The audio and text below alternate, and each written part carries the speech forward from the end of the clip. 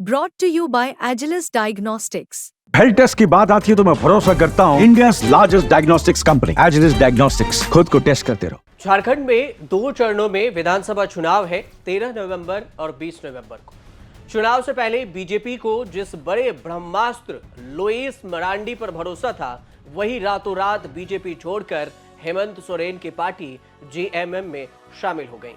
न सिर्फ लुईस मरांडी बल्कि उनके साथ आधा दर्जन बीजेपी नेता बीजेपी छोड़कर जेएमएम में शामिल हो गए। झारखंड में 81 विधानसभा की सीटें हैं और बहुमत के लिए 41 सीटों की जरूरत होती है। लेकिन सवाल ये कि चुनाव से पहले लुईस मरांडी के जाने से बीजेपी को कितना नुकसान होगा, इसके लिए लुईस मरांडी को समझना जरूरी है। जेएमएम में शामिल होने वाले बीजेपी के नेताओं के नाम पहले जान लीजिए। सबसे पहले पूर्व मंत्री लुईस मरांडी हैं, उसके बाद घाटशिला से पूर्व विधायक लक्ष्मण टुडू और बहरागाड़ा से विधायक हैं कुणाल शांगड़ी और गणेश महली हैं, बास्को बेहरा हैं और बारी मुर्मू हैं। सारठ के पूर्व विधायक चुन्ना सिंह भी जेएमएम में शामिल हो सकते हैं, ऐसी अभी खबर है, जो कि टिकट नहीं मिलने से बीजेपी से नाराज बताए जा रहे हैं। बीजेपी के खिलाफ ऑपरेशन हेमंत सीएम सोरेन ने लगा दी है और इसके लिए फील्डिंग भी सेट कर दी है। बीजेपी नेताओं को जेएमएम में शामिल कराने के इस पूरे अभियान को ऑपरेशन हेमंत नाम दिया गया है। जेएमएम इस चुनाव में हेमंत दोबारा नारे लगाने के लिए मैदान में उतरे हैं कि दोबारा हम हैट्रिक भी लगाएंगे। उदाहरण से समझिए तो कोल्हान में चंपई सोरेन के खिलाफ हेमंत सोरेन ने गणेश महली और बास्को बेरा को मैदान में उतारा।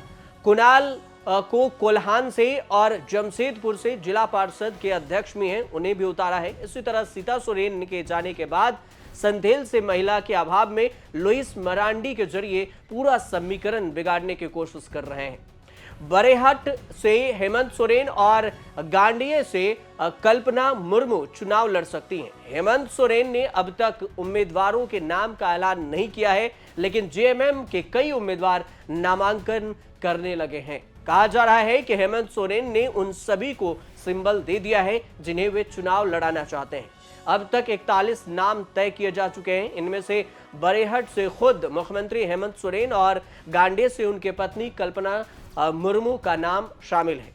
लुईस मरांडी दुमका सीट से चुनाव लड़ना चाहती थीं, लेकिन बीजेपी ने उन्हें हेमंत सोरेन के खिलाफ बरेहट से चुनाव लड़ने की बात कही और इसीलिए लुईस मरांडी नाराज हो गई और बीजेपी छोड़कर जेएमएम में शामिल हो गई। रात को रात नहीं माने, अनवरत हम जनता का सेवा करते रहे और पार्टी का कोई भी निर्देश हमने बहुत ही ईमानदारी से पालन किया, बहुत ही ईमानदारी से। लेकिन इस समय जो चुनाव आ गया तो ऐसे समय में हमको पार्टी ने कहा कि आपको बरहेट से चुनाव लड़ना है। तो जो हम 24 साल से दुमका को समय दिए हैं, तो हम बरहेट में जाके हम कैसे चुनाव लड़ेंगे? हम वहाँ का कुछ नहीं जानते हैं।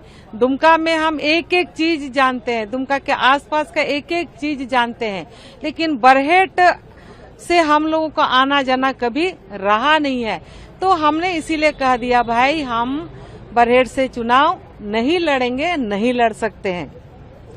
उतना के बाद भी घोषणा हो गया उम्मीदवारों का, भारतीय जनता पार्टी का घोषणा हो गया और दुमका से किसी और का नाम आ गया। तो फिर हमने निर्णय ले लिया कि जब हम अपने जीवन में संकल्प ले लिए हैं जनता का सेवा के लिए, तो सेवा साधारण तरीके से भी होता है। हम जो पिछले 5 सालों से वो करते भी रहे हैं, लेकिन जिस रूप से सेवा होना चाहिए वैसा हो नहीं पाता है। तो उसके लिए एक मंच चाहिए होता है और इसीलिए हम चुनाव लड़ना चाहते हैं। और इसीलिए हम यहाँ पर माननीय मुख्यमंत्री हेमंत जी से संपर्क हुआ और इन्होंने सहज स्वीकार किया। अब समझिए कि लुईस मरांडी कौन है। 24 साल से राजनीति करने वाली लुईस मरांडी 2024 में तब सुर्खियों में आई थी जब उन्होंने मुख्यमंत्री हेमंत सोरेन को उनकी परंपरागत सीट दुमका में हराया था। पहली बार दुमका में लुईस की वजह से बीजेपी जीत हासिल कर पाई थी। रघुबर दास की सरकार में लुईस मरांडी को मंत्री बनाया गया था। बीजेपी इस बार भी उन्हें बरेहट से उतारकर 2014 जैसा खेल खेलना चाह रही थी, लेकिन हेमंत ने पहले ही चाल चल दी। लुईस मरांडी के दुमका या जामा से चुनाव लड़ने की चर्चा है। हालांकि अभी जेएमएम की ओर से किसी का नाम फाइनल नहीं हुआ। झारखंड में विधानसभा चुनाव से पहले ही राजनीतिक सरगर्मी तेज हो गई है। आने वाले दिनों में कई और भी उतार चढ़ाव देखने को मिल सकते हैं।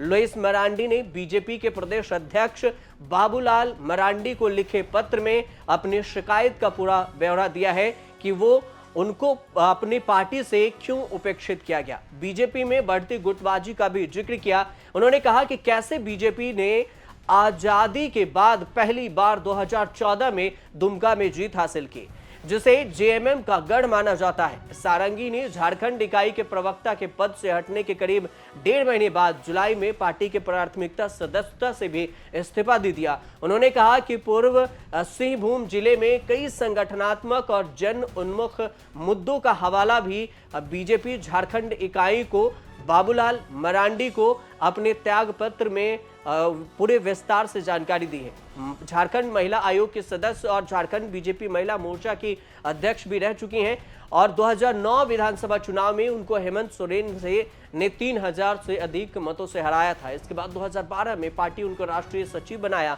2014 में लोकसभा चुनाव में उन्होंने पार्टी को 14 में से 12 सीटों पर जीत दिलाई और इसमें अहम भूमिका निभाई थी। हालांकि दुमका से वे अपनी सीट बचाने में कामयाब नहीं हो पाई, लेकिन अब जाकर बीजेपी छोड़कर जेएमएम में शामिल हो गई हैं। झारखंड में 81 विधानसभा की सीटें हैं, 28 एससी एसटी के लिए रिजर्व है। बहुमत के लिए आंकड़े 4100 होते हैं और इन जो 28 सीट है वो काफी प्रभावी सीट माना जाता है, क्योंकि रघुबर दास को छोड़कर अब तक जितने भी मुख्यमंत्री बने सभी आदिवासी समाज के बने।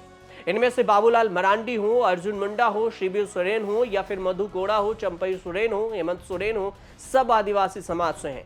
झारखंड में शासन की बागडोर ज्यादा समय तक बीजेपी के हाथ में रही है, लेकिन 2019 के चुनाव परिणाम के बाद तस्वीरें बदल गई। इंडिया गठबंधन का एससी सीटों पर वर्चस्व बढ़ा। इसका मतलब ये नहीं कि बीजेपी को एसटी समाज का आशीर्वाद नहीं मिला, लेकिन 2019 छोड़कर राज्य बनने के बाद हुए 3 चुनाव में एससी एसटी का वर्चस्व ज्यादा देखने को मिला और फिर झामुमो और बीजेपी के बीच में टक्कर भी। अब देखना यह होगा कि चुनाव 2 चरणों में है, 13 नवंबर और 20 नवंबर को। इसके बाद अब जब चुनाव परिणाम आएंगे तो पता चलेगा कि असली खेल कौन और असली खिलाड़ी कौन। फिलहाल आप देखते रहिए न्यूज़ तक।